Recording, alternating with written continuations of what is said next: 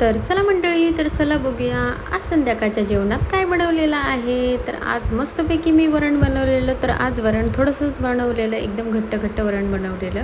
आणि आईने भेंडी आणलेली एकदम मस्तपैकी.